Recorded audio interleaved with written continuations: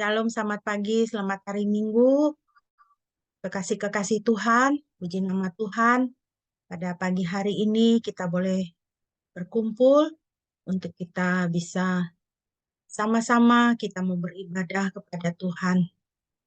Mari kita memasuki ibadah kita pada pagi hari ini dengan kita mau menyembah Tuhan, mau memuji Tuhan, meninggikan Tuhan kita, Bapa yang maha baik yang sangat mengasihi kita. Kita naikkan pujian Bapakku yang baik.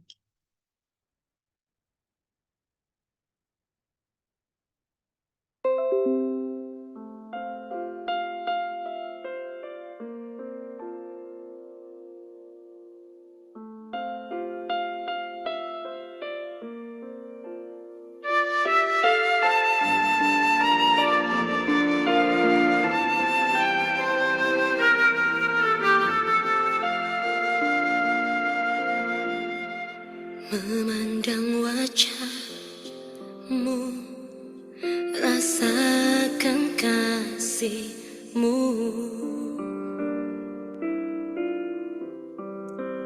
tinggal dekat-Mu setiap saat di dalam hidupku.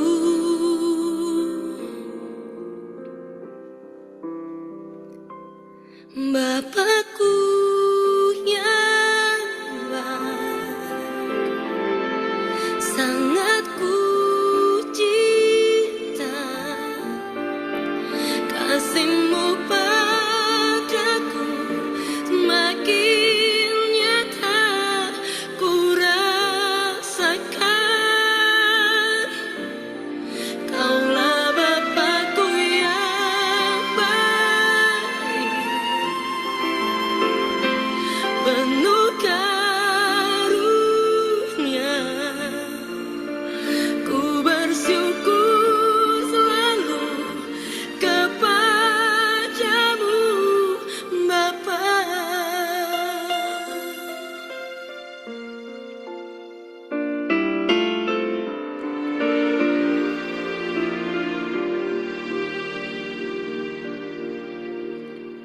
Memandang wajah-Mu, rasakan kasih-Mu,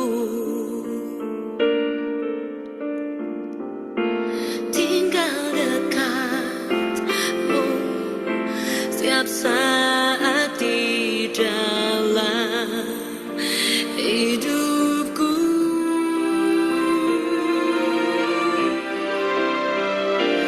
Bapakku yang baik, sangat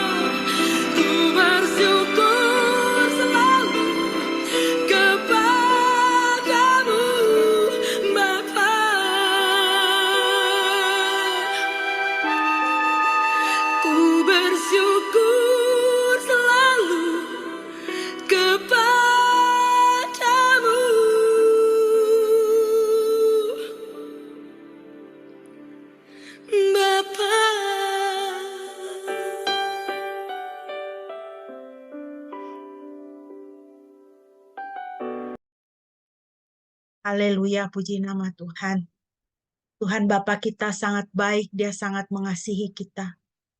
Setia dan pemeliharaannya tidak pernah gagal di dalam kehidupan kita.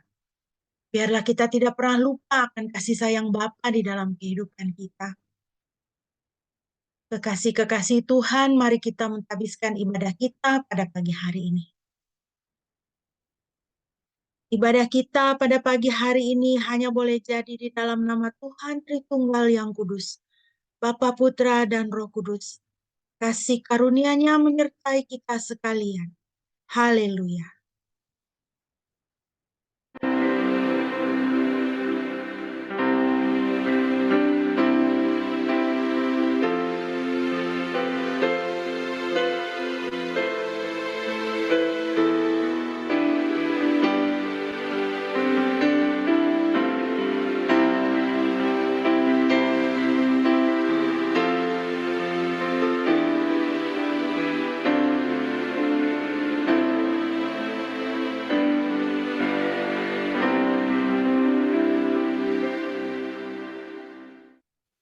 Puji nama Tuhan.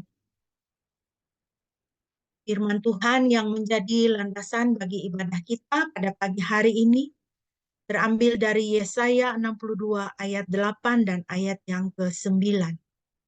Yesaya 62 ayat 8 dan ayat 9. Demikianlah firman Tuhan.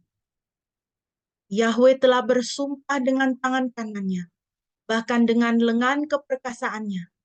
Aku tidak akan lagi memberikan gandummu sebagai makanan untuk musuh-musuhmu, dan bani lain tidak akan minum anggur barumu, yang atasnya engkau telah berjeri lelah. Sebab mereka yang mengumpulkannya akan memakannya, dan memuji Yahweh, dan mereka yang menampungnya akan meminumnya di pelataran-pelataran kudusku. Puji nama Tuhan. Bapak Ibu yang dikasihi Tuhan, firman Tuhan ini adalah janji Tuhan bagi kita. Akan pemulihan dan akan pemeliharaan Tuhan di dalam kehidupan kita. Di dalam namanya ada pemulihan, di dalam namanya ada berkat, di dalam namanya ada pemeliharaan dan sukacita oleh karena pemeliharaan dan kasih sayang Tuhan. Biarlah hati kita senantiasa diisi dengan ucapan syukur kepada Tuhan. Hati kita boleh senantiasa mengingat akan perintah-perintah Tuhan, supaya kita boleh hidup menyenangkan hati Tuhan. Mari kita akan bersama-sama membaca dari Keluaran pasal 20, ayat 1 sampai dengan ayat yang ke-17, supaya kita ingat akan perintah-perintah Tuhan. Keluaran pasal 20, ayat 1 sampai dengan ayat yang ke-17. Boleh saya minta Bu Sandra boleh membacakan untuk kita, memimpin pembacaan ini untuk kita. Terima kasih. Keluaran 20. Elohim mengucapkan segala firman ini dengan mengatakan, Akulah Yahweh Elohimmu yang telah membawa engkau keluar dari tanah Mesir, dari rumah perbudakan. Jangan ada padamu ilah lain di hadapanku.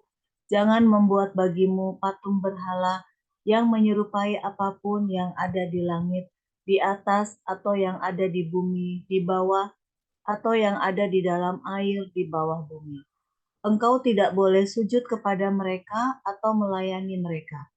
Karena akulah Yahweh Elohimmu, adalah Elohim yang cemburu, yang memperhitungkan kesalahan bapa-bapa kepada anak-anaknya, kepada generasi ketiga dan keempat dari mereka yang membenci aku, dan menunjukkan kasih setia kepada beribu-ribu orang, yaitu mereka yang mengasihi aku dan kepada mereka yang menuruti perintah-perintahku. Jangan menyebut nama Yahweh Elohimmu dengan sembarangan, karena Yahweh akan memandang bersalah orang yang menyebut namanya untuk kesia-siaan. Ingatlah dan kuduskanlah hari Sabat. 6 hari lamanya engkau seharusnya bekerja dan melakukan segala pekerjaanmu. Tetapi hari ketujuh adalah Sabat bagi Yahwe Elohimmu. Janganlah melakukan sesuatu pekerjaan, engkau atau anak laki-lakimu atau anak perempuanmu, hambamu yang laki-laki atau hambamu yang perempuan atau ternakmu, ataupun orang asing yang ada di dalam tempat kediamanmu. Sebab 6 hari lamanya Yahwe menjadikan langit dan bumi, laut dan segala isinya, dan beristirahat pada hari ketujuh itu. Oleh karena itu Yahwe memberkati hari Sabat itu dan menguduskannya. Hormatilah ayahmu dan ibumu, supaya lanjut umurmu di negeri yang diberikan Yahwe Elohimmu kepadamu. Jangan membunuh, jangan berzina, jangan mencuri.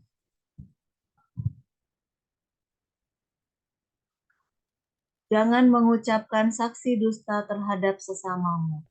Jangan mengingini rumah sesamamu, jangan mengingini istri sesamamu, atau hambanya laki-laki, atau hambanya perempuan, atau lembunya, atau keledai jantannya, ataupun segala sesuatu yang menjadi milik sesamamu.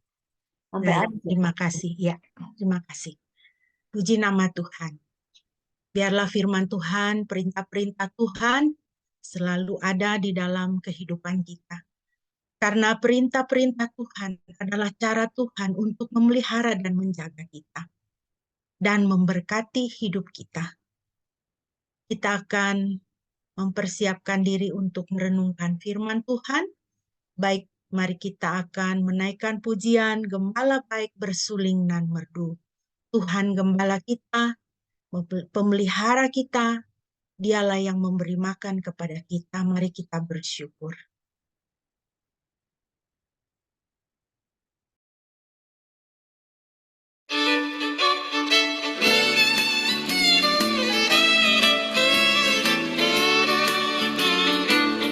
Gembala baik bersuling nan merdu, membimbing aku pada air tenang.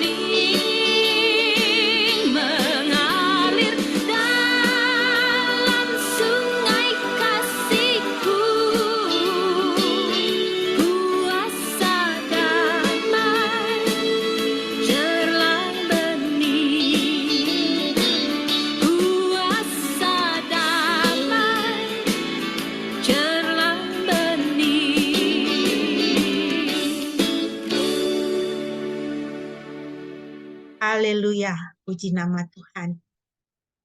Bapak Ibu yang dikasihi Tuhan, mari kita akan membaca firman Tuhan bagi kita pada pagi hari ini yang terambil dari Ulangan pasal 26 ayat 1 sampai dengan ayatnya yang ke-11. Ulangan pasal 26 ayat 1 sampai dengan ayat yang ke-11. Saya akan membacakan bagi kita demikian firman Tuhan. Dan apabila engkau telah memasuki negeri yang diberikan Yahwe Elohimmu kepadamu sebagai milik pusaka, dan engkau telah mendudukinya dan tinggal di sana, maka engkau harus mengambil yang sulung dari semua buah-buahan hasil tanah yang harus engkau kumpulkan dari tanahmu yang diberikan Yahwe Elohimmu kepadamu, dan engkau harus menaruhnya dalam keranjang lalu pergi ke tempat yang akan dipilih Yahwe Elohimmu untuk membuat namanya diam di sana. Engkau harus datang kepada imam yang ada pada saat itu dan engkau harus berkata kepadanya, aku menyatakan pada hari ini kepada Yahwe Elohim bahwa aku telah masuk ke negeri yang dijanjikan Yahwe dengan sumpah kepada leluhur kami untuk memberikannya kepada kami. Maka imam itu harus mengambil keranjang itu dari tanganmu dan menempatkannya di depan mezbah Yahwe Elohimmu. Lalu engkau harus berbicara dan mengatakan di hadapan Yahwe Elohimmu, Bapakku dahulu adalah seorang Aram yang mengembara. Dia pergi ke Mesir dengan sedikit orang, kemudian tinggal di sana sebagai orang asing. Kemudian di sana juga ia menjadi bangsa yang besar, kuat, dan banyak jumlahnya. Tetapi orang Mesir menindas kami, menganiaya kami, dan memberi pekerjaan yang berat kepada kami. Kemudian kami menangis kepada Yahwe Elohim leluhur kami, dan Yahwe mendengar suara kami, melihat kesengsaraan kami, kesusahan kami yang berat, dan penindasan atas kami. Lalu Yahwe membawa kami keluar dari Mesir dengan tangan yang kuat, dan lengan yang teracung, dan dengan kuasa yang dahsyat, dengan tanda-tanda dan mujizat-mujizat. Dia membawa kami ke tempat ini dan memberikan negeri ini suatu negeri yang berlimpah dengan susu dan madu. Dan sekarang aku telah membawa buah sulung dari hasil tanah yang telah kau berikan kepadaku, ya Yahwe. Dan engkau harus menempatkannya di hadapan Yahwe Elohimmu, dan engkau harus sujud di hadapan Yahwe Elohimmu. Dan bersukacita dalam semua perkara yang baik yang telah diberikan Yahwe Elohimmu kepadamu, dan seisi rumahmu, engkau dan orang Lewi serta orang asing yang ada di antaramu.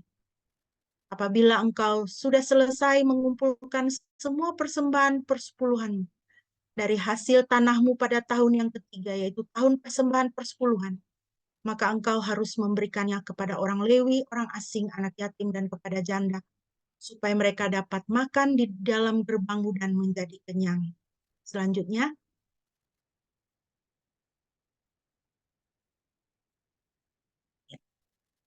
kemudian engkau harus berkata kepada Yahwe Elohimmu, aku telah menyerahkan persembahan kudus itu dari rumahku, dan telah memberikannya kepada orang Lewi, orang asing, anak yatim, dan kepada janda semua perintahmu yang telah kau perintahkan kepadaku.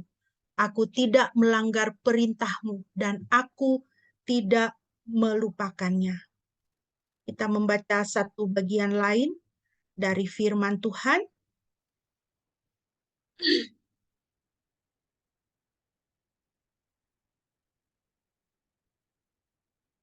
Ya, kita lanjutkan.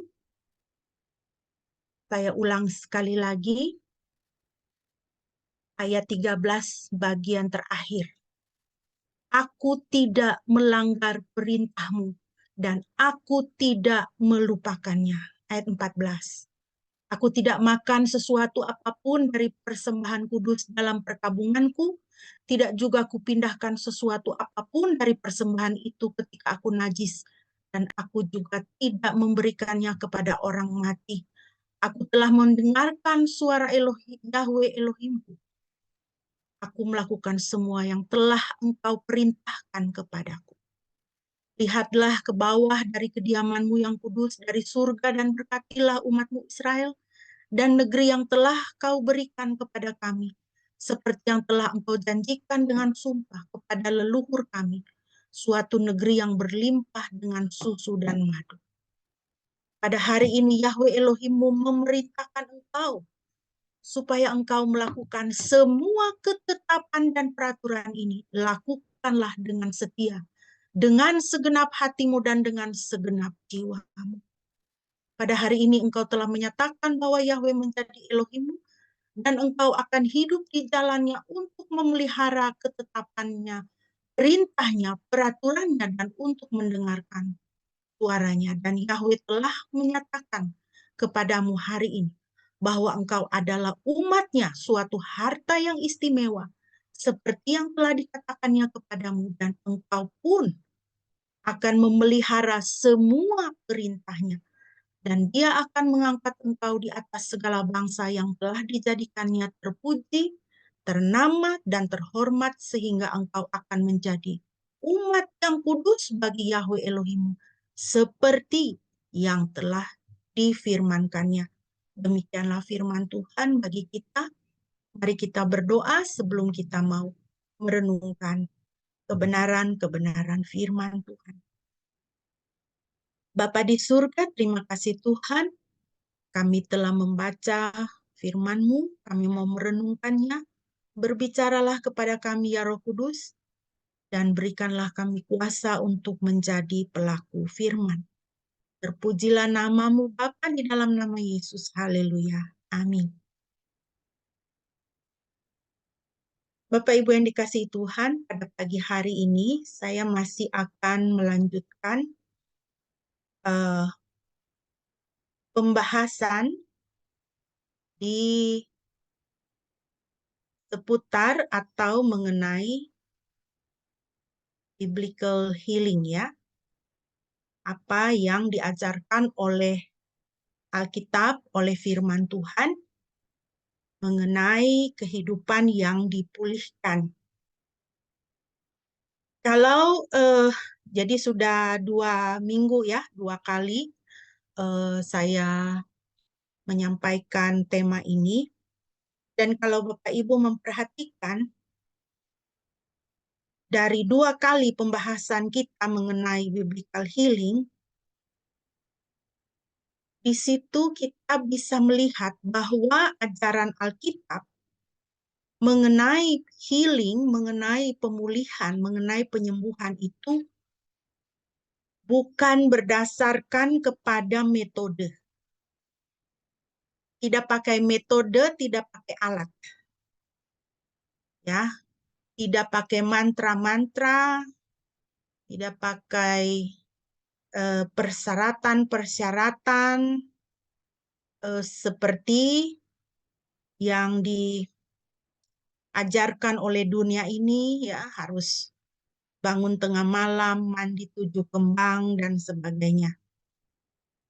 Tetapi pemulihan di dalam Alkitab itu berpusat kepada Kristus, kepada Tuhan, kepada firman Tuhan.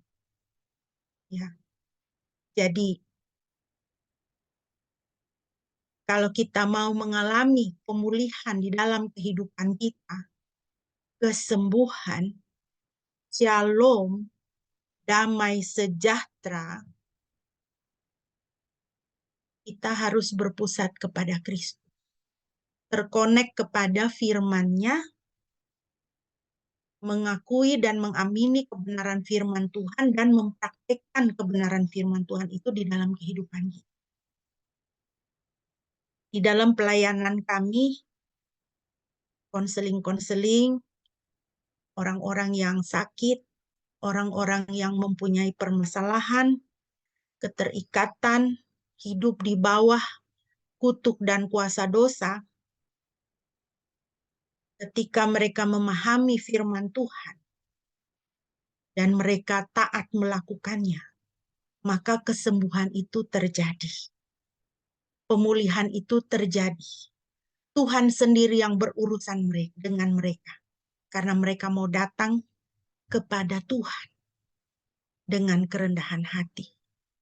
Membiarkan Tuhan untuk berperkara di dalam kehidupan mereka, menunjukkan hal-hal yang harus mereka bereskan di hadapan Tuhan, dan dengan rendah hati mereka bilang, ya Tuhan, saya mau buang dosa, saya mau Tuhan pulihkan. Dan Tuhan berikan kesembuhan.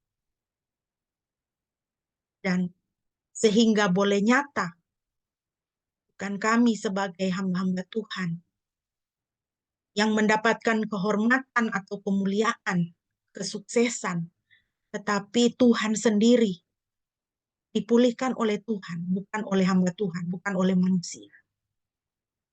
Nah, Bapak Ibu, pada pagi hari ini kita sampai pada satu tema, yaitu mematahkan kutuk dan dosa yang diwariskan. Bapak Ibu, kita harus ingat apa yang diajarkan oleh Alkitab tentang manusia. Tuhan menciptakan kita sesuai dengan gambar dan rupanya, menurut citra dirinya.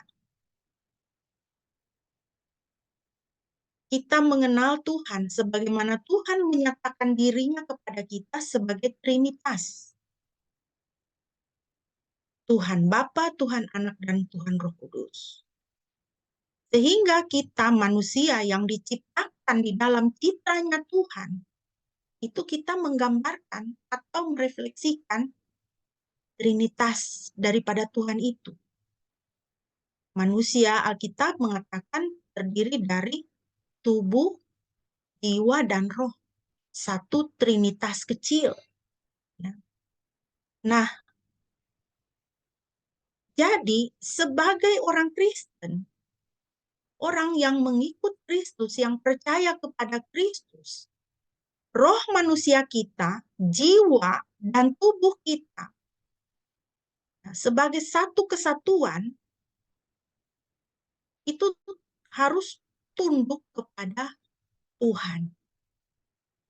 Ya. Bapa, kehendakmu jadilah di bumi sebagaimana di dalam surga. Itu harus ada di dalam kehidupan kita. Kita harus tunduk kepada Bapa. Roh kita harus dikuasai oleh Roh Kudus supaya tunduk kepada Tuhan, sehingga jiwa kita pun tunduk kepada Tuhan, dan tubuh kita, badan kita ini tunduk kepada Tuhan, menjadi alat pelaku kebenaran. Tetapi Bapak Ibu, kalau kita melakukan dosa, kita berdosa, maka iblis atau roh jahat itu, dia bisa mendapatkan tempat di dalam roh manusia kita. Nah, pada minggu-minggu yang lalu kita telah melihat bahwa bagaimana kalau roh manusia kita itu dikuasai oleh roh jahat, ya, kepahitan, roh marah, dendam, kita tidak mau mengampuni, ya, kita tidak mau mengasihi, kita iri hati kepada orang, kita dikuasai takut, cemas, khawatir, kita dikuasai penolakan, ya, maka apa yang terjadi? Jiwa kita pun akan menjadi tercemar, pikiran, perasaan, dan kehendak kita akan menjadi tercemar, menjadi pahit, jiwa kita menjadi marah, ya, perasaan kita rasanya mau marah terus, ya, keinginan kita adalah untuk melakukan kejahatan, tidak mau melakukan yang baik, dan apa yang terjadi di dalam alam roh mempengaruhi jiwa kita dan kemudian mempengaruhi tubuh kita, sehingga tubuh kita melakukan pekerjaan-pekerjaan ketidakbenaran, ketidakkudusan. Jadi tidak tunduk kepada Tuhan. Roh dan jiwa kita jadinya tidak tunduk kepada Tuhan. Ya. Nah, Bapak Ibu, apa yang terjadi ketika kita menyerahkan diri untuk menjadi pelaku kejahatan? Apa yang terjadi ketika kita memilih untuk tidak taat kepada Tuhan Kalau firman Tuhan itu, ayat-ayat Alkitab itu mengatakan menyembah ilah-ilah lain, ya, menyembah berhala, ya. Kalau kita lebih memilih menyimpan kepahitan, kita menyembah berhala, berhala kepahitan. Roh jahat yang namanya roh kepahitan, karena kita tidak menyembah Tuhan. Kalau tidak menyembah Tuhan, berarti menyembah ilah lain. Ya. Dan apa yang terjadi ketika kita menyembah ilah lain, ya, maka hidup kita dikuasai oleh dosa, dan dosa itu diikuti dengan kutuk dan maut.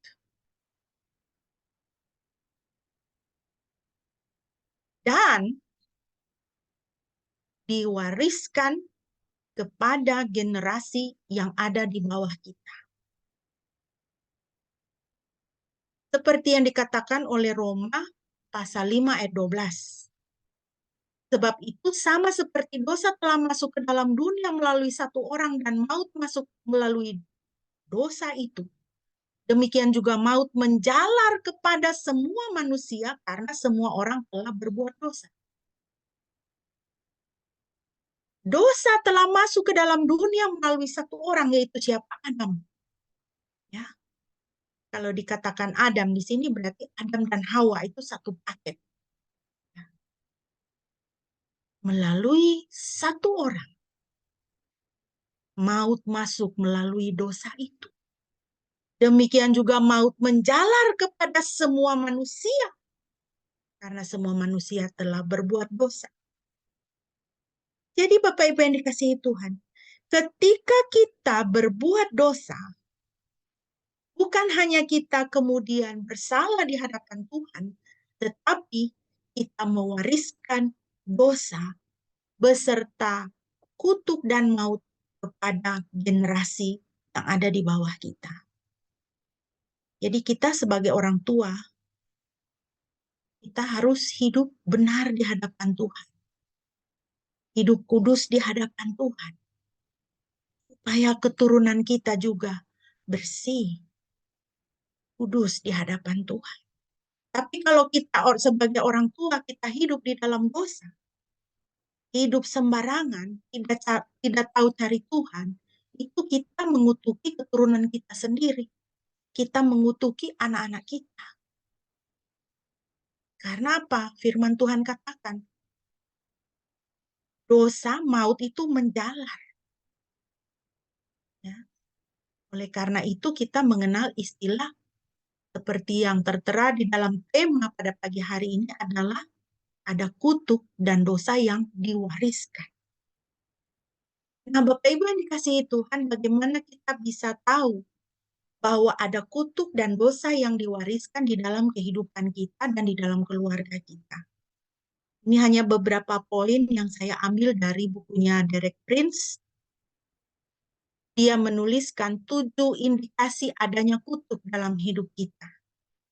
Bagaimana kita tahu ada kutuk di dalam hidup kita, di dalam keluarga kita, kalau kita lihat ada pola yang berulang. Ada pola yang berulang dari generasi kepada generasi. Penyakit mental, kehancuran emosi, penyakit kronis yang berulang, penyakit turunan, ya, kemandulan, keguguran, ya, turun-temurun di dalam setiap garis keluarga itu, garis generasi itu ada. Rusaknya pernikahan, perceraian misalnya, atau disfungsi dalam keluarga, ya. Disfungsi dalam keluarga itu contohnya seperti yang minggu lalu sudah saya sampaikan, misalnya firman Tuhan sudah mengatur, ya, suami, bapak itu kepala, istri itu adalah penolong. Tapi kalau ibunya lebih dominan daripada bapaknya itu antara ada dan tiada, ya begitu ya. Nah, itu namanya disfungsi dalam keluarga. Ya. Kalau itu berulang di dalam pohon keluarga kita, maka itu adalah sebuah kutuk. Ya, bukan semata-mata ini karena mamanya atau ibu ini cerewet begitu ya, bukan. Kemudian Derek Prince juga menyebutkan selalu kekurangan uang. Ya. Bukan bukan hanya terbatas kepada kita tuh memang uangnya tidak banyak, tetapi walaupun banyak uang, selalu kekurangan uang. Tidak pernah cukup. Ya. Jadi walaupun kita orang kaya secara duniawi, banyak uang, banyak aset, banyak tabungan, tetapi selalu mengalami kekurangan uang. Tidak pernah cukup. Ada saja masalah keuangan itu.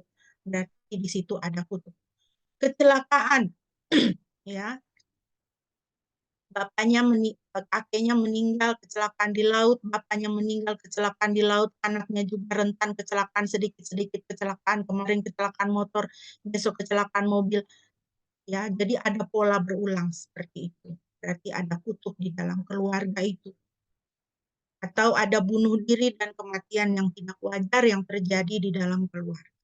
Jadi kita lihat itu ada pola yang berulang atau di dalam setiap generasi. Ya, menurut Derek Prince, maka itu adalah indikasi adanya kutub. Nah, Bapak Ibu, mari kita lihat sumber-sumbernya. Ya, kutub itu tidak datang kaget-kaget, ada sumbernya. Ya, seperti tadi di awal saya sudah katakan, pertama itu adalah karena dosa. Ya. Pertama, dosa nenek moyang kita. Nenek moyang kita, leluhur kita, ya, kita punya kakek buyut, kita punya nenek buyut, kita punya nenek buyut, punya nenek lagi di atasnya, begitu ya. Leluhur kita melakukan penyembahan kepada ilah-ilah, kepada roh jahat, atau terlibat praktik okultisme, sihir, tahayul. Ya, leluhur saya ada yang begitu. Ada yang apakah leluhur kita melakukan perjanjian dengan roh jahat? Ya. Atau leluhur kita, nenek moyang kita, gaya hidupnya di dalam dosa. Ikut gaya hidup dunia, tidak kudus, tidak menyembah Tuhan, menyembah berhala, ya, menyembah roh-roh nenek moyangnya lagi, ya, punya jimat-jimat, kakek nenek kita berdukun. Ada yang menyerahkan keturunannya, cucunya kepada penguasa teritorial, bermacam-macam. Jika kita tahu bahwa nenek moyang kita hidup seperti itu, melakukan hal-hal seperti itu, maka kutub di dalam keluarga kita itu bisa datang karena dosa-dosa yang dilakukan oleh nenek moyang kita. Kalau kita membaca Imamat 26, tadi kita membaca Ulangan 26, di situ berulang kali ditekankan, tadi kalau saudara perhatikan, saya membaca kalimatnya, adalah melakukan perintah Tuhan dengan bersungguh-sungguh, ya. Tidak melanggar perintah Tuhan dengan bersungguh-sungguh. Sungguh-sungguh menjaga perintah-perintah Tuhan. Nah, kalau kita membuka Imamat 26, ayat 1 sampai dengan ayat yang keempat, di situ ada perintah dan berkat. Perintah dan berkat. Kamu tidak boleh membuat bagimu berhala-berhala dan patung-pahatan. Juga tiang berhala tidak boleh kamu dirikan bagimu, bahkan batu pahatan tidak boleh kamu tempatkan di negerimu untuk sujud kepadanya, sebab akulah Yahweh Elohimmu. Kamu harus memelihara sabat-sabatku dan tempat kudusku, akulah Yahweh. Apabila kamu berjalan menurut ketetapan-ketetapanku dan memelihara hukum-hukumku, serta melakukannya, maka aku akan memberimu hujan pada musimnya, sehingga negeri itu akan memberikan hasilnya, dan pohon di ladang akan memberi buahnya. Di sini kita lihat ada perintah Tuhan. Ada perintah Tuhan dan ada berkat. Ya. Jadi prinsip yang pertama kita lihat dari Alkitab adalah apa? Kalau perintah Tuhan diberikan dan kita menaati perintah Tuhan itu, berpegang sungguh-sungguh kepada perintah-perintah Tuhan itu, antara lain dalam Imamat 26 ini, ya, tidak membuat patung berhala, memelihara sabat, ya, memelihara hukum-hukum Tuhan, maka berkat itu datang. Maka aku akan memberikan hujan pada musimnya, negeri memberikan hasil, pohon di ladang memberi buahnya. Tapi kalau kita tidak taat, tidak ada berkat. Sederhana saja firman Tuhan itu, ketentuan itu. Selanjutnya dalam Imamat 26 ayat 15 sampai 17, kita bisa lihat apa? Ada pelanggaran dan kutuk. Dan apabila kamu menolak ketetapan-ketetapanku dan apabila hatimu membenci peraturan-peraturanku dengan tidak melakukan seluruh perintahku, tetapi mengingkari perjanjianku, aku pun akan melakukan hal ini kepadamu. Aku akan mendatangkan kengerian atasmu, penyakit ganas dan demam, yang menggerogoti mata dan menyebabkan jiwa merana. Dan kamu akan menabur benihmu untuk kesia-siaan dan akan menjadi musuh-musuhmu akan melahapnya. 17. Dan aku akan menghadapkan wajahku kepadamu dan kamu akan dipukul oleh orang-orang yang menjadi musuhmu. Dan mereka yang membencimu akan memerintah atasmu dan kamu akan melarikan diri tanpa seorang pun mengejar kamu. Nah, jadi kita lihat di sini. Tuhan sudah memberikan perintah-perintahnya, ketetapan-ketetapannya. Tetapi kalau kita menolak ketetapan Tuhan, menolak menjadi pelaku firman, menolak hukum-hukum Tuhan, menolak perintah Tuhan, ya, dan menyembah ilah-ilah lain, bahkan terlibat dengan okultisme, ya, berdukun. Apa yang Tuhan katakan ayat 16? Aku akan mendatangkan kengerian atasmu, penyakit ganas dan demam menggerogoti mata dan menyebabkan jiwa merana. Menabur benih untuk kesia-siaan dan musuh-musuh akan melahapnya. Ya. Kemudian apa? Kamu akan dibenci, kamu akan diperintah oleh orang-orang yang kamu benci, ya. Orang-orang yang kamu benci itu akan memerintah atasmu.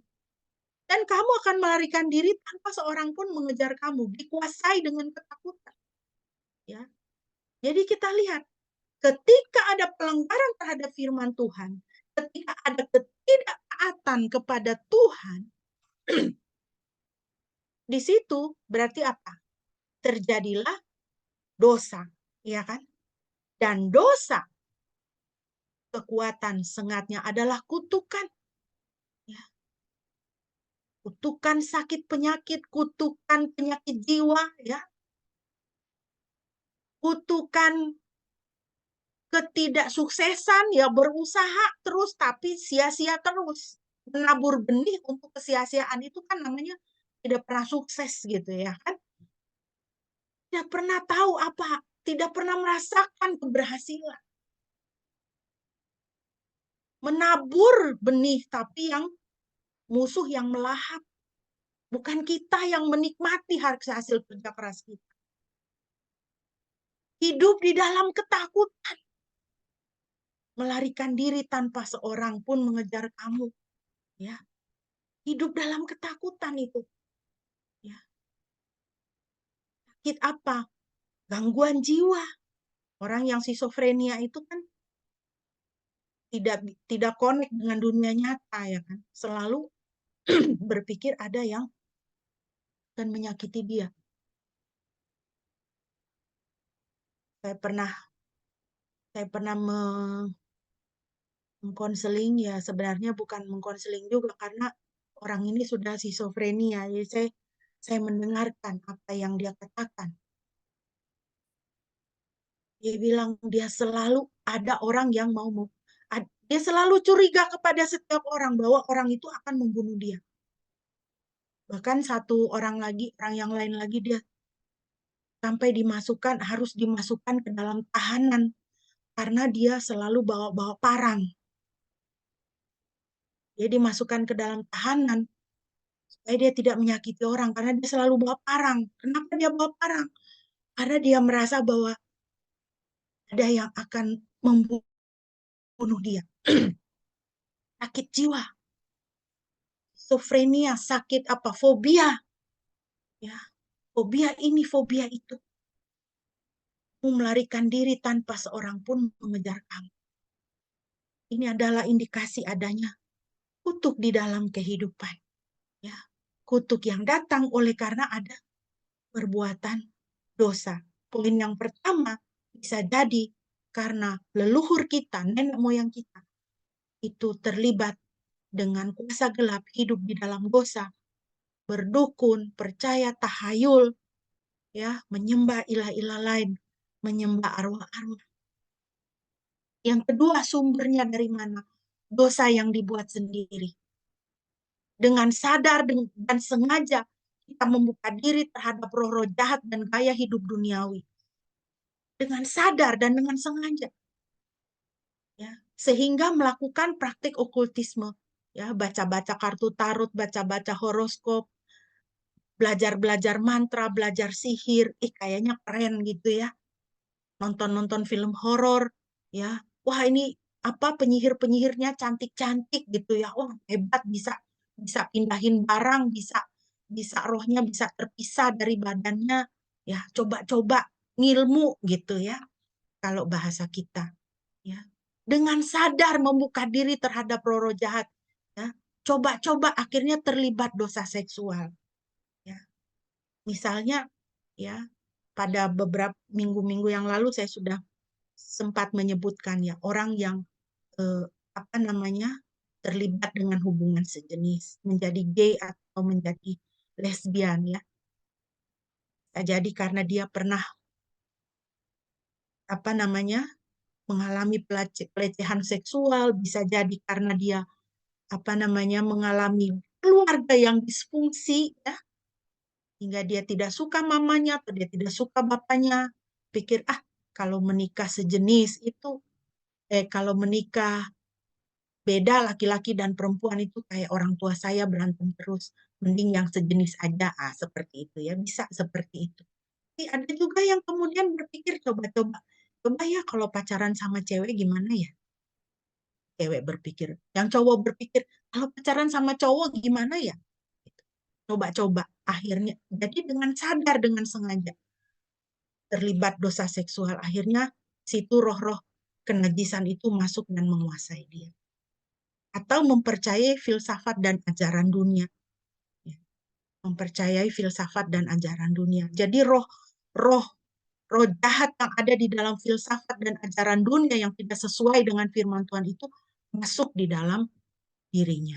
Karena dosa dibuat sendiri.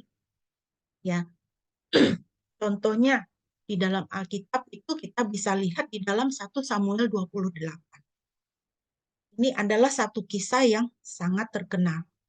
Bagaimana Raja Saul di akhir, menjelang akhir hidupnya itu kacau balau ya. Stres dia. Samuel sudah meninggal, lalu Tuhan itu kayaknya nggak denger dia lagi gitu ya. Pokoknya dia stres. Di 1 Samuel 28, saudara bisa baca sendiri nanti, saya kasih ringkasannya saja. Karena dia stres, dia rasa dia lost gitu ya, tersesat begitu. Akhirnya di ayat 8 kita baca dia meminta pemanggil arwah untuk memanggil arwah Nabi Samuel. Di ayat 13 ya, kemudian pemanggil arwah itu melakukan ritual pemanggilan arwah. Ayat 13, pemanggil arwah melihat roh-roh muncul dari dalam bumi. Di ayat 19 di situ kita membaca arwah Samuel berkata besok Saul dan anak-anaknya akan bersamanya. Ya. Lalu di Samuel 31 ayat 4 sampai 6 kita membaca di situ Saul mati bunuh diri. Dia lihat sudah kalah di mana-mana, sudah pokoknya sudah tidak ada harapan lagi. Dia bilang sama pelayannya yang bertugas untuk membawa pedangnya, dia bilang, "Tikamlah saya," katanya. Pelayannya bilang, si pembawa pedangnya bilang, "Saya tidak mau." Lalu Raja Saul dia dia apa namanya? Dia kasih berdiri pedangnya itu, lalu dia buang dirinya ke atas pedangnya. Dia bunuh diri. Jadi dia dengan sengaja terlibat di dalam okultisme dengan sengaja. Caranya bagaimana? Dia suruh pemanggil arwah memanggil arwah Nabi Samuel. Apakah Nabi Samuel yang keluar, yang muncul di hadapan dia? Tidak, karena dia tanya kepada pemanggil arwah itu, apa yang kau lihat? Lalu pemanggil arwah itu katakan, saya melihat roh-roh muncul dari dalam bumi. Ada sosok yang pakai selubung, tapi dia tidak jelas itu siapa. Lalu arwah itu, roh itu berkata, roh itu setengah marah sama dia kan. Kenapa kamu panggil saya? Katanya gitu. Tuhan saja udah nggak mau bicara sama kamu. Lalu arwah Samuel dalam tanda petik itu berkata, kamu besok akan bersama-sama dengan saya. Dan kemudian 2 Samuel 31 dia mati bunuh diri. Berarti yang muncul itu bukan roh Nabi Samuel. Itu adalah roh jahat. Jadi kita lihat kalau kita dengan sengaja, dengan sadar membuka diri kepada roh-roh jahat, melakukan atau terlibat dengan okultisme, dengan dosa, dengan sengaja melibatkan diri, dengan sengaja melakukan dosa, ya, maka kutuk dan maut itu akan masuk menguasai hidup kita. Yang ketiga, Bapak Ibu,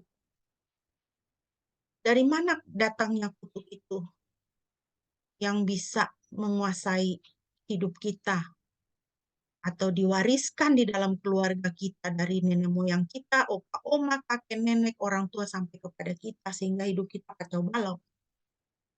Kalau kita melihat di dalam Bilangan pasal 22 itu adalah kutuk dari musuh. Ada kutuk dari musuh. Dalam Bilangan 22 ini, saudara pasti ingat ceritanya ini tentang Bileam dan keledainya. Ya. Ini binatang yang dicatat di dalam Alkitab yang bisa ngomong. Keledainya Bileam. Ya.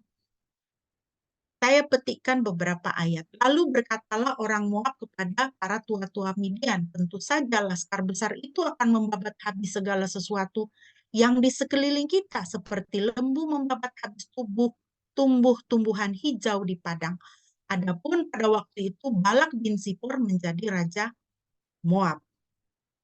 Jadi Balak ini, raja Moab ini pada waktu itu dia mengalami kegentaran yang luar biasa terhadap orang Israel. Waduh, Israel ini kuat sekali nih. Waduh, saya bisa kalah, bisa ambiar, hancur dah. Ini kerajaan saya, negeri saya ini. Ya. Laskar besar itu akan membabat habis segala sesuatu di sekeliling kita. Dia berbicara mengenai orang Israel pada waktu itu. Ayat 5. Balak bin Sipor ini, raja ini, mengirim utusan kepada Bileam bin Peor ke Petor yang di tepi sungai Efrat ke negeri teman-teman sebangsanya untuk memanggil dia dengan pesan, ketahuilah ada suatu bangsa keluar dari Mesir, sungguh sampai tertutup permukaan bumi olehnya, dan mereka sedang berkemah di depanku. Karena itu, datanglah dan kutuk bangsa itu bagiku, sebab mereka lebih kuat daripadaku. Mungkin aku sanggup mengalahkannya dan menghalaunya dari negeri ini. Sebab aku tahu siapa yang kau berkati dia beroleh berkat, dan siapa yang kau kutuk dia kena kutuk. Jadi saudara lihat kutuk bisa datang dari orang yang memusuhi kita. Kalau bahasa kita itu santet ya, kena santet, ya kena pelet, nah, seperti itu. Ya. Nah dalam Bilangan 22 ini, Raja Balak bin Sipor yang adalah Raja Moab, ya meminta Bileam bin Peor, ya dalam satu tafsiran dikatakan Bileam bin Peor ini adalah seorang penyihir. Dia mengirim utusan kepada Bileam supaya Bileam mengutuki bangsa Israel. Kita tahu kemudian kan Tuhan apa namanya? Malaikat Tuhan menghalang perjalanannya kan. Lalu malaikat apa? Sehingga keledai itu tidak mau jalan, bahkan apa sampai menghimpit Bileam itu ke tebing gitu kan. Bileam pukul dia 3 kali, ini keledainya marah. Kenapa kau pukul saya 3 kali katanya dia. Lalu kemudian malaikat Tuhan menampakkan diri pada Bileam. Ya. Jadi saudara lihat ya, dalam hidup kita sebagai anak-anak Tuhan, ya, pasti orang tidak suka. Kalau kita sungguh-sungguh hidup di hadapan Tuhan, lurus di hadapan Tuhan, nah, iblis itu tidak suka. Iblis akan mengirim serangan panah-panah berapinya. Mulai dari dia itu mencobai kita, menggodai kita, membisikkan hal-hal yang negatif supaya kita melakukan hal yang negatif, sampai dia mengutus orang untuk menyantet atau mengirim kutuk kepada kita. Mama saya pernah ada orang tuh cari dukun, kasih foto mama saya ke dukun itu, supaya dukun itu membunuh mama saya pada waktu itu. Dan dukun ketika seminggu kemudian orang ini kembali kepada dukun itu bilang, "Pak, cari orang lain saja. Saya tidak mau," katanya. Kenapa? Jadi dukun ini menceritakan bahwa dalam semedinya itu dia mengirimkan rohnya. Ya. Jadi dukun ini di Jawa, mama saya tuh di Kupang, saudara. Ya. Jadi kalau orang terlibat dengan kuasa gelap, ya, dia bisa memisahkan rohnya dengan tubuhnya, itu namanya proyeksi astral. Ya. Rohnya itu pergi ke Kupang untuk membunuh ibu saya. Tapi kalau kita anak Tuhan itu roh, jiwa, dan tubuh itu harus menyatu, ya. Tidak boleh terpisah, menyatu. Tadi di gambar yang di awal itu, yang pertama itu. Ketika dukun ini dalam rohnya itu sampai di Kupang, menurut cerita dukun ini, dia itu waktu itu jam 4 pagi, mama saya itu kebiasaan jam 4 pagi itu dia bangun, dia buka jendela kamarnya, lalu dia berdoa saat teduh dia. Karena dia ingin seperti Daniel yang selalu membuka jendela kamarnya dan berdoa. Lalu dukun ini berkata kepada orang yang mengirim santet ini, "Waktu saya sampai di sana, saya lihat ibu itu membuka jendelanya.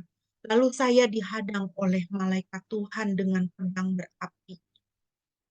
Malaikat itu bilang, 'Kamu mau apa ke sini?' Lalu dukun ini di dalam rohnya dia katakan, 'Saya dikirim untuk membunuh ibu ini.' Lalu malaikat itu katakan, 'Kamu kembali dan kamu tidak boleh datang lagi karena ibu ini orang yang kudus, milik Tuhan. Kalau kamu datang lagi nanti kamu mati,' malaikat itu bilang sama dia. Jadi dia balik. Rohnya itu balik lagi masuk ke dalam tubuhnya. Jadi saudara, itu adalah kutuk dari musuh. Kalau kita hidup lurus di hadapan Tuhan, musuh itu menjadi alat iblis. Iblis untuk mengutuki kita, untuk menjahati kita. Kita tidak perlu takut. Tidak perlu. Kita cuma perlu hidup lurus sama Tuhan. Itu saja. Israel itu bangsa yang diberkati Tuhan. Balak bin Sipor mengirim Bileam untuk mengutuki mereka melalui Bileam tukang sihir ini. Tapi malaikat Tuhan cegah, malaikat Tuhan jaga. Saudara dan saya, tenang saja, kita dijaga oleh Tuhan. Tidak ada santet, tidak ada kutuk yang akan mendekati kita kalau kita hidup lurus di hadapan Tuhan. Mari kita lihat, saudara, pohon keluarga. Dari satu contoh di dalam Alkitab, ya. Bagaimana kita bisa mengindikasikan ada kutuk di dalam keluarga dalam hidup kita? Ingat, ada pola yang berulang, pola dosa yang berulang. Kita mulai dari Abraham misalnya. Apa dosa Abraham? Abraham berdusta mengenai Sarah. Kejadian 20 ayat 1 dan seterusnya. Ya kan? Dia takut Sarah diambil orang, dia bilang, kalau kau ditanya, bilang kau saudaraku, kau adikku, bukan istriku ya. Karena dia takut, nanti dia dibunuh. Kalau orang itu tahu bahwa dia ini, Abraham ini adalah suaminya Sarah. Abraham berdusta mengenai Sarah. Dosa apa? Berdusta. Abraham punya anak Ishak. Ishak berdusta mengenai Ribka, Kejadian 26 ayat 7 sampai 11. Kenapa? Ishak juga takut. Dia bilang Ribka ini cantik sekali. Kalau kau ditanya, bilang kau adik saya ya. Itu. Sudah satu generasi sudah turun ya. Dosa berdusta. Ishak punya anak siapa? Yakub. Yakub berdusta terhadap Ishak. Kejadian 27. Atas bimbingan mamahnya. Ya kan? Berdusta dia bilang dia Esau. Sehingga dia bisa mendapatkan berkat. Lalu Yakub punya anak-anak. Anak-anak Yakub dari Lea berdusta terhadap Yakub. Kejadian 37. Mereka bilang Yusuf sudah mati dikoyak-koyak binatang buas. Itu jubahnya Yusuf dilumuri dengan darah binatang. Mereka bawa kepada bapaknya. Anak-anak Yakub dari Lea berdusta kepada Yakub. Jadi lihat saudara ya, berulang ini polanya. Abraham berdusta, Ishak berdusta, Yakub berdusta, anak-anak Yakub dari Lea berdusta. Apa yang berulang di dalam keluarga kita? Apa yang berulang? Opa sakit jantung, bapak sakit jantung, anak sakit jantung, cucu sakit jantung. Oma diabetes, mama diabetes, anak diabetes, cucu diabetes. Apa yang berulang? Kalau itu berulang, penyakit kronis berulang dalam pohon keluarga kita, itu adalah satu kutuk. Apa yang berulang dalam keluarga kita? KDRT, opa pukul oma, ya, bapak pukul mama, ya, turun ke anak, anaknya pukul lagi anaknya, ya, gaya hidup seperti itu. Opa tukang mabok, bapak tukang mabok, anak tukang mabok, cucu tukang mabok. Itu ada satu kutuk di situ. Keluarga ini diikat oleh dosa dan kutuk turun-temurun. Mari kita kembali pohon keluarga. Abraham sampai ke Yusuf. Abraham berdusta, Ishak berdusta, Yakub berdusta, anak-anak Yakub berdusta. Tapi kita lihat Yusuf anak Yakub dari Rahel hidup dalam kejujuran dan takut akan Tuhan. Kejadian 39 dan seterusnya. Jadi di sini kutuk itu dipatahkan. Dosa warisan itu dipatahkan dengan apa? Dengan Yusuf memilih untuk hidup dalam kejujuran dan takut akan Tuhan. Yusuf memilih untuk tidak hidup di dalam dosa, berdusta seperti yang dilakukan oleh nenek moyangnya, orang tuanya, dan saudara-saudaranya. Jadi saudara, kita bisa lihat respon anak terhadap dosa orang tua. Yang pertama bisa jadi dia mengimitasi perbuatan orang tua. Karena anak itu kan dia ikut orang tua kan. Dia imitasi orang. Kalau mau lihat orang tuanya, lihat anaknya. Ya kan? Kalau anaknya tukang maki-maki, pasti orang tuanya ini yang ajar, ini maki-maki. Orang tuanya pasti tukang maki. Anak ini kan belajar mengimitasi orang tua. Ya kan? Respon anak terhadap dosa orang tua yang kedua, membenarkan perbuatan dosa melalui apa yang telah dilakukan oleh orang tua. Kalau bapak biasa pukul mama, bapak biasa pukul istri, anaknya tahu. Ya. Anaknya pikir, oh pukul istri itu biasa, itu betul itu. anak ini kemudian ikut pukul istri. Ini satu kasus yang pernah kami layani juga. Jadi waktu istrinya lapor sama mertuanya, mama mertuanya, "Mama, tolong dulu abang pukul saya." Mama mertuanya bilang, "Biasa itu, bapaknya juga selalu pukul saya."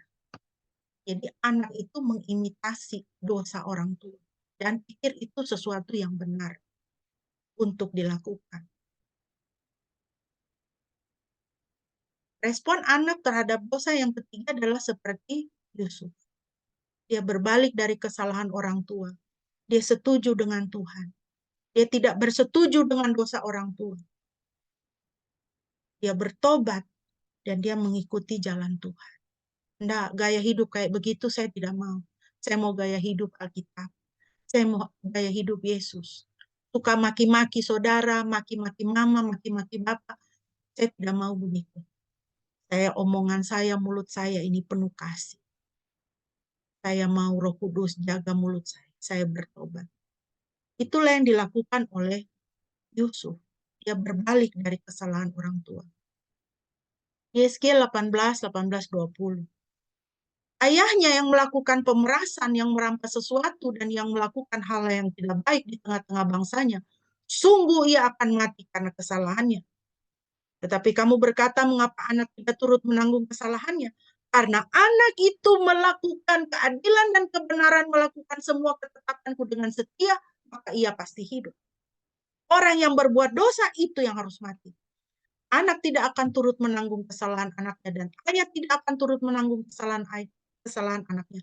Orang benar akan menerima berkat kebenarannya, dan kefasikan orang fasik akan tertanggung atasnya. Saudara mau memutuskan kutuk dan dosa warisan di dalam keluargamu, bertobatlah, lakukan kebenaran, keadilan, setia kepada Tuhan. Maka engkau akan hidup. Kutuk itu tidak akan mencapai engkau. Jadi Bapak Ibu, apa yang harus kita lakukan? Yang pertama, akui dan tolak kesalahan leluhur orang tua kita. Datang pada Tuhan, Tuhan ya leluhur saya pernah bikin perjanjian dengan macan, dengan kerbau, ya, berdukun, ya. Tolak, akui dan tolak. Saya tidak mau hidup di dalam melakukan hal itu. Imamat 26:40. Apabila mereka mengakui kesalahan mereka dan kesalahan nenek moyang mereka dalam hal berubah setia yang dilakukan mereka terhadap aku, dan mengakui juga bahwa hidup mereka bertentangan dengan aku, 41. Aku pun bertindak melawan mereka dan membawa mereka ke negeri musuh mereka. Atau bila kemudian hati mereka yang tidak bersunat itu telah tunduk dan mereka telah membayar pulih kesalahan mereka, 42, maka aku akan mengingat perjanjianku dengan Yakub, juga perjanjian dengan Ishak, dan perjanjianku dengan Abraham pun akan kuingat, dan negeri itu akan kuingat juga. Kalau kita mau datang kepada Tuhan, mengakui kesalahan leluhur orang tua kita, nenek moyang kita, dan kita mau menolak kesalahan itu, kita tidak mau ikut di dalam kesalahan itu, firman Tuhan katakan, aku akan mengingat mereka. Aku akan mengingat engkau, firman Tuhan katakan. Yang kedua, sambut anugerah Tuhan dengan tidak meneruskan dosa orang tua. Jangan teruskan lagi dosa orang tua. Jangan teruskan dosa nenek moyang. Jangan cerita dengan bangga. Tahu nggak nenek moyang saya? Wah, itu dukun besar hebat. Ya, ditembak peluru sama Belanda tidak mati ya. Saudara, kita harus benci itu dosa, saudara. Ya, kuasa-kuasa itu, kekebalan itu dari setan, saudara.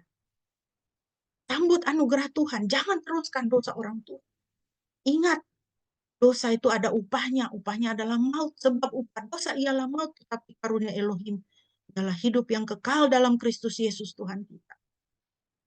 Roma 6:23, Amsal 26:2. Seperti burung pipit mengirap dan burung layang-layang terbang, demikianlah kutuk tanpa alasan tidak akan kena. Karena kalau saudara tidak mau meneruskan dosa orang tua, mau sambut anugerah pengampunan dari Tuhan, kutuk itu tidak akan kena pada saudara. Saudara, keluarga saya itu Kalau dibikin pohon keluarga, saudara, penuh dengan sakit penyakit yang sangat parah. Penuh dengan terminal illness. Saya berdoa kepada Tuhan, saya bilang, Tuhan, dalam nama Yesus, kasihani keluarga saya itu. Ampunilah. Putuskanlah kutuk ini dari keluarga saya. Tuhan berbaik hati, saudara, bermurah hati kepada saya. Saya diberikan sebuah mimpi. Di dalam mimpi itu, saya mengucapkan, dalam nama Yesus, kutuk ini telah dipatahkan. Dalam nama Yesus, kutuk ini telah dipatahkan. Sampai saya bangun, saudara. Saya terbangun dari mimpi itu, tapi mulut saya masih terus mengucapkan, terus berkata-kata tanpa saya sadari, tanpa saya kuasai mulut saya. Mulut saya terus mengatakan dalam nama Yesus, kutuk ini telah dipatahkan. Dalam nama Yesus, kutuk ini telah dipatahkan. Kalau kita datang kepada Tuhan dan mau ikut jalan Tuhan, kutuk itu akan dipatahkan. Tidak akan mencapai saudara dan generasi di bawah saudara, anak-anak saudara, keturunan saudara. Yang ketiga, apa yang harus kita lakukan? Mulai mempraktikkan gaya hidup yang baik, suci, dan mulia. Kolose 3:3-6. Sebab kamu sudah mati dan hidupmu sudah tersembunyi bersama Kristus di dalam Elohim.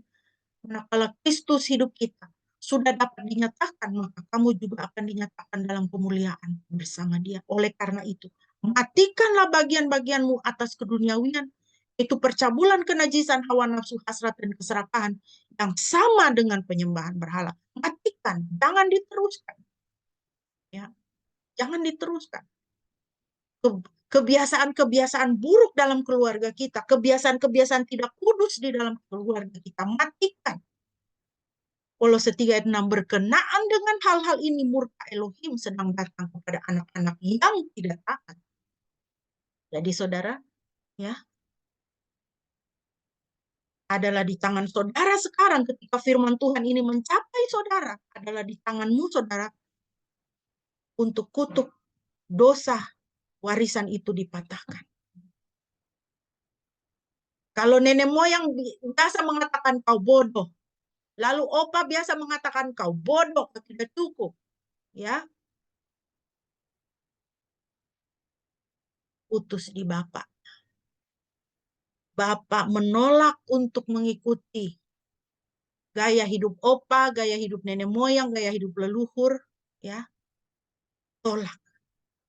Putuskan, patahkan dalam nama Yesus. Mulai kebiasaan baru, ucapan apa? Aku bangga padamu, aku mengasihimu. Katakan kepada anak, katakan di dalam keluarga, bahasa-bahasa kasih. Sebagai penutup, mari kita mengikuti. Saya akan membacakan poin-poin ini dan saya ajak saudara di dalam sikap doa. Saudara boleh berdoa kepada Tuhan. Ini adalah doa step-step untuk mematahkan dedikasi dan kutuk penghancuran. Ya. Apakah itu oleh karena kutuk penghancuran yang menjadi kebiasaan di dalam keluarga kita, atau kutuk penghancuran saudara mungkin pernah dibawa ke dukun, waktu kecil sakit-sakitan dibawa ke dukun, dikasih minum air apa, dikasih minum obat apa dari dukun, disembur-sembur apa, ya, itu dimasukkan kutuk ke dalam diri saudara. Kita mau katakan pada pagi hari ini, ya. Yang pertama, saudara, akuilah dosa-dosa nenek moyang Anda. Minta pengampunan dan penyucian dari Tuhan. Minta pada Tuhan agar Tuhan memisahkan Anda seutuhnya dari kesalahan-kesalahan nenek moyang Anda. Bapa di surga, saya menghadap hadirat-Mu Tuhan, saya mohon pengampunan dan penyucian dari-Mu. Pisahkanlah saya Tuhan seutuhnya dari kesalahan-kesalahan nenek moyang saya, yang tidak takut akan Engkau, yang menyembah ilah-ilah lain, hidup tidak di jalan Tuhan. Ampunilah saya Tuhan, pisahkanlah saya dari dosa nenek moyang saya. Sangkali dedikasi atas hidup Anda untuk melayani Satan dan roh-roh jahatnya, proklamasikan bahwa Anda sekarang adalah seorang Kristen yang melayani Yesus Kristus. Bapa di surga, saya mau menyangkali dedikasi atas hidup saya. Mungkin saya pernah dibawa ke dukun, saya diserahkan kepada roh-roh jahat, saya diberi minum apa dari roh jahat, dari setan, dari dukun. Saya diberikan jimat apa, Tuhan, saya mau menyangkali dedikasi atas hidup saya Saya mau menyangkali pelayanan kepada setan dan roh-roh jahat. Di dalam nama Yesus saya tolak semua itu. Saya memproklamasikan sekarang bahwa saya adalah seorang Kristen yang melayani Yesus Kristus dan bukan melayani Satan. Yang ketiga, perintahkan semua roh jahat yang dimasukkan dalam hidup Anda untuk segera pergi meninggalkan Anda dalam nama Yesus. Dalam nama Yesus Bapa di surga, saya perintahkan semua roh jahat yang dimasukkan dalam hidup saya. Baik yang sengaja saya lakukan atau dimasukkan tanpa setahu saya tolak. Di dalam nama Yesus, engkau harus pergi meninggalkan hidup saya. Meninggalkan saya. Saat ini, semua roh jahat yang menguasai saya, yang mengacaukan hidup saya, yang dimasukkan ke dalam hidup saya usir semua di dalam nama Yesus. Yang keempat, dalam nama Yesus dari Nazaret dan dengan kuasa Roh Kudus. Saya ambil otoritas atas kutuk penghancuran yang diaktifkan melalui pematahan dedikasi. Saya perintahkan supaya kutuk penghancuran itu pergi. Tidak diaktifkan dalam hidup saya. Tidak ada dosa, tidak ada kutuk, kuasa kutuk yang dapat mengacaukan hidup saya pada saat ini dan seterusnya dan generasi di bawah saya. Di dalam nama Yesus Kristus saya ambil kuasa otoritas dari Yesus Kristus, kuasa Roh Kudus, biarlah berlaku atas hidup saya. Yang kelima, dalam nama Yesus Kristus dari Nazaret dan dengan kuasa Roh Kudus, saya perintahkan semua roh jahat yang berhubungan dengan kutuk penghancuran untuk segera pergi meninggalkan saya. Di dalam nama Yesus, engkau roh jahat, engkau tidak berkuasa lagi. Roh warisan, roh kuasa dosa, roh kuasa kutuk, roh kuasa penghancuran, pergi meninggalkan saya di dalam nama Yesus. Saya mau menjalani hidup saya yang baru bersama Kristus. Hidup di bawah pimpinan Roh Kudusnya senantiasa. Diperbaharui senantiasa oleh Roh Kudus. Terpujilah nama Tuhan. Dalam nama Yesus, berkatilah jemaatmu Tuhan pada pagi hari ini. Haleluya. Amin. Kiranya saudara sekalian boleh diberkati. Amin.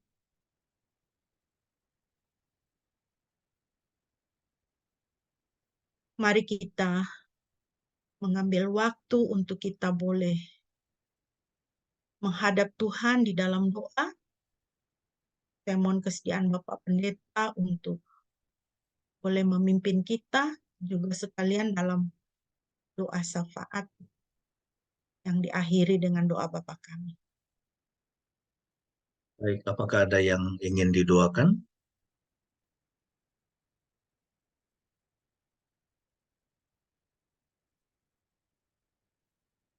Oke, mari kita berdoa dan juga kita akan menaikkan doa syafaat kita ya. Tuhan, terima kasih karena firman-Mu begitu jelas, Engkau mengarahkan kami untuk memilih apakah untuk menjadi orang yang diberkati karena mentaati firman Tuhan, mentaati perintah-perintah Tuhan, hidup kudus dan benar di hadapan Tuhan, atau menjadi orang yang berada di bawah kutuk dosa karena kami tidak mentaati Engkau. Hari ini Tuhan kami bersepakat, kami semua ingin menjadi orang-orang yang diberkati di dalam segala hal yang baik. Diberkati di tengah-tengah keluarga kami. Diberkati dalam hubungan suami istri. Diberkati dalam hubungan orang tua dengan anak-anak. Diberkati juga dalam hubungan dengan keluarga besar kami. Dan juga teman-teman, baik teman-teman di gereja maupun teman-teman di tempat kerja, bahkan dengan pimpinan kami. Tuhan, kami bersyukur, biarlah kebenaran firman-Mu boleh tertanam erat di dalam hati kami, sehingga kami memilih untuk mengikut Engkau, memilih Tuhan lebih daripada segala yang lain. Karena firman-Mu berkata, pilihlah aku, maka kamu akan hidup. Hari ini kami mau mendeklar, kami memilih Engkau Tuhan. Meskipun kami penuh dengan kelemahan, kami penuh dengan keterbatasan, dan juga banyak kali kami bertindak bodoh. Tapi hari ini kami mau menyerahkan hidup kami kepada Tuhan. Dan menyatakan bahwa kami membutuhkan Engkau, dan kami mengundang Engkau hadir di dalam segenap kehidupan kami. Agar berkat-Mu boleh secara total kami nikmati di dalam hidup kami. Sehingga kami menjadi orang-orang yang diberkati dan juga diberikan kemampuan untuk memberkati orang lain. Terima kasih atas kebenaran firman. Saat ini kami mau berdoa untuk bangsa dan negara kami, kiranya Tuhan memberkati. Memberkati pemerintah kami sehingga dapat menjalankan roda pembangunan, roda pemerintahan dengan sebaik mungkin. Karuniakan keamanan dan sejahtera dalam masa-masa menjelang pemilihan presiden, juga pemilihan anggota-anggota legislatif, dan juga pilkada-pilkada tahun depan. Kiranya Tuhan memberkati sehingga para pemimpin yang terbaik boleh memimpin bangsa ini menuju atau menjadi bangsa yang besar dan diberkati.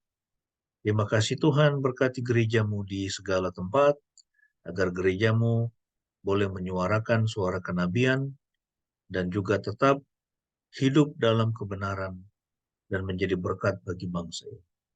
Berkati semua anggota keluarga kami, berkati suami kami, berkati anak-anak kami, berkati istri kami, dan juga pekerjaan kami ya Tuhan, supaya semakin meningkat, semakin bertambah-tambah, semakin maju. Tuhan tidak hanya memberkati kami secara ekonomi, tetapi secara khusus juga di dalam hubungan sosial satu dengan yang lain. Terima kasih Bapa atas kebenaran firman-Mu dan juga persekutuan ibadah kami pada minggu pagi ini. Kiranya Tuhan memberkati kami semua juga dengan kesehatan di hari-hari yang ada di depan. Dan berdoa tahun ini Tuhan, setiap kami, siapapun, juga anak-anak kami yang masih studi atau yang sudah bekerja, mengalami terobosan-terobosan di dalam segala hal yang baik karena Tuhan memimpin kami. Dan kami mengaminkan firman-Mu yang mengatakan, Engkau akan menjadi kepala, bukan menjadi ekor. Engkau akan memberkati, bukan mengejar-ngejar berkat. Bukan menjadi pengemis, tapi Engkau akan menjadi orang-orang yang diberkati karena Tuhan ada bersama. Terima kasih Tuhan, kami sudah mengundang Engkau hadir dalam hidup kami, dan kami tahu bahwa Engkau akan senantiasa menyertai kami. Terpujilah nama-Mu, di dalam nama Tuhan Yesus Kristus kami alaskan doa ini, Tuhan yang sudah mengajarkan kami doa yang demikian. Mari kita naikkan bersama-sama doa Bapa kami. Bapa kami yang di surga, dikuduskanlah nama-Mu, datanglah kerajaan-Mu, jadilah kehendak-Mu di bumi seperti di surga. Berikanlah kami pada hari ini makanan kami yang secukupnya, dan ampunilah kami akan kesalahan kami, seperti kami juga mengampuni orang yang bersalah kepada kami. Dan janganlah membawa kami ke dalam pencobaan, tetapi lepaskanlah kami daripada yang jahat, karena Engkaulah yang empunya kerajaan dan kuasa dan kemuliaan sampai selama-lamanya. Amin.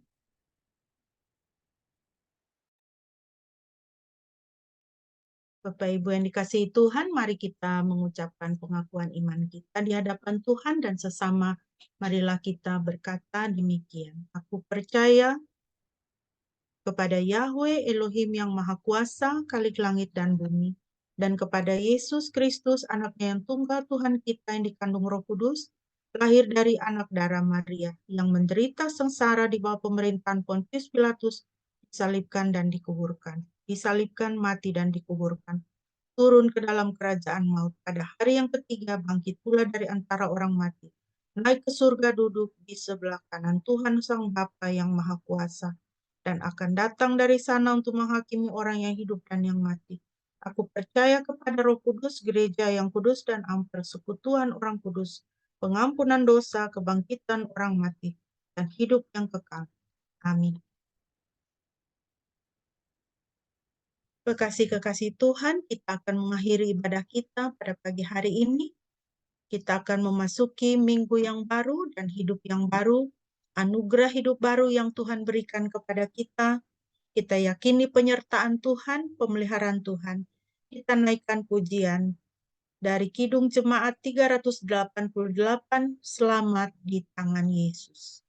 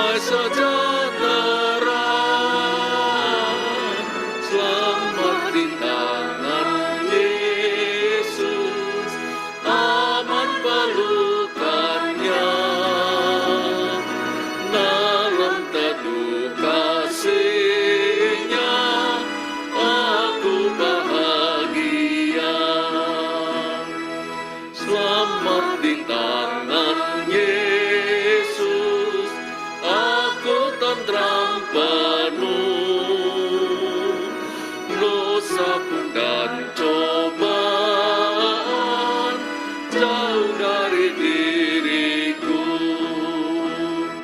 Duka, cemas, dan bimbang kuasanya tak tetap. Goda dan air mata akan segera lenyap. Selamat di tangan Yesus, aman pelukannya. Dalam teduh kasih-Nya aku bahagia.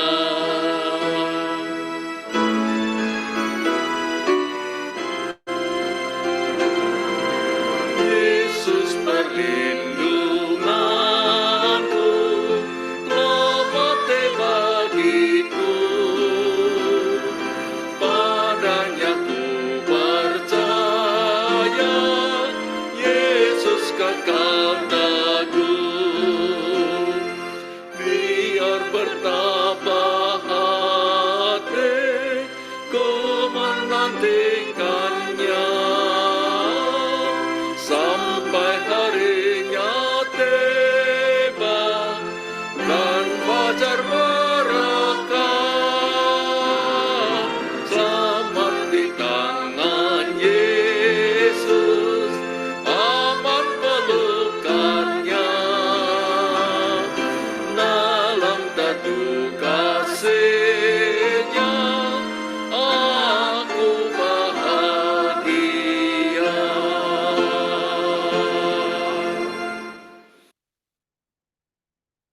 Haleluya. Selamat di tangan Yesus, dalam teduh kasih-Nya aku bahagia. Bapak Ibu yang dikasihi Tuhan, arahkanlah hatimu kepadanya dan terimalah berkat Tuhan. Yahweh memberkati engkau dan memelihara engkau. Yahweh membuat wajahnya bersinar atasmu dan bermurah hati kepadamu. Yahweh menghadapkan wajahnya kepadamu dan memberi engkau damai sejahtera.